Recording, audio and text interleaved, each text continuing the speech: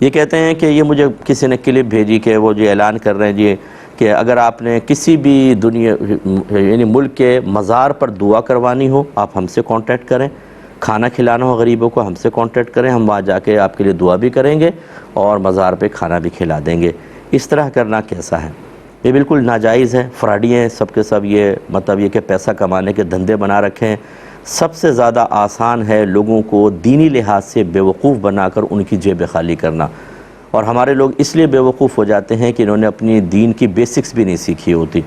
ہمارے نزدیک ایمان مفصل، ایمان مجمل، 6 کلمے، قرآن پاک ناظرہ، زیادہ حفظ، اس کے بعد نماز سکھا دی، سنت کے مطابق دعائیں یاد کروا دی بچوں کو، لیجئے کامل مسلمان تیار ہے۔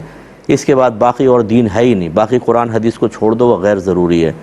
ہمارے بچے جب گھروں سے دین نہیں سیکھیں گے تو لازم بات ہے باہر نکل کر جیسی کان میں آواز پڑے گی وہ اسی کو دین سمجھیں گے، جیسا سوشل میڈیا پہ کسی نے بیٹھ کے بتا دیا کہ دین یہ ہے وہ ویسے قبول کر لیں گے۔ اگر کسی جعلی پیر کے ہاتھ میں پڑ گئے تو وہ اپنی ہی تعلیمات ذہن میں فیڈ کر رہا ہوتا ہے، اس کے مطابق لوگ زندگی گزارتے ہیں اور اصل دین سے بہت دور ہو جاتے ہیں۔ اور یہ بھی ایک ایسا ہی ہے کہ جی مزار پہ جا کے دعا، اب یہ مزار پہ دعا کروائیں گے پیسے دیں، یہ ہے اجارہ، اور دعا کے اوپر اجارہ بالکل ناجائز ہے۔ حتیٰ کہ علماء نے یہاں بھی یہ بھی بیان فرمایا کہ بعض لوگ حفاظ کو بٹھا دیتے ہیں قبور پر کہ آپ قرآن پڑھیں، ہم آپ کو اتنی اجرت دے دیں گے تاکہ میت کو ثواب پہنچے۔ قرآن پڑھنا ایک طاعت ہے، یعنی ایک نیکی ہے، اور نیکی پہ اجرت نہیں لے سکتے آپ۔ اب نیکی پہ اجرت لیں گے ثواب ملے گا ہی نہیں، تو ایصال ثواب کیا ہوگا یہ بتائیے؟ اب یہ فراڈی وہاں جا کے بیٹھ جاتے ہیں اور لوگ ان کو پیسے دے رہے ہیں۔ اس طرح یہ بھی پکے فراڈی ہیں، ان لوگوں سے آپ دور رہیں۔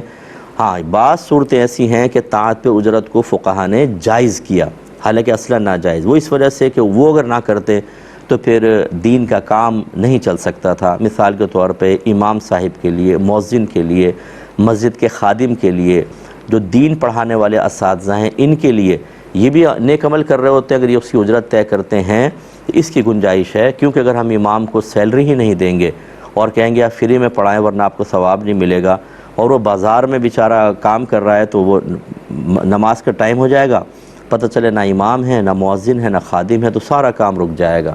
ایسی اگر دینی اساتذہ ہی نہ ہوں تو فقہ کون پڑھائے گا، عالم کون بنائے گا، مفتی کون بنائے گا، حافظ کون بنائے گا؟ ان چیزوں کا استثناء کیا۔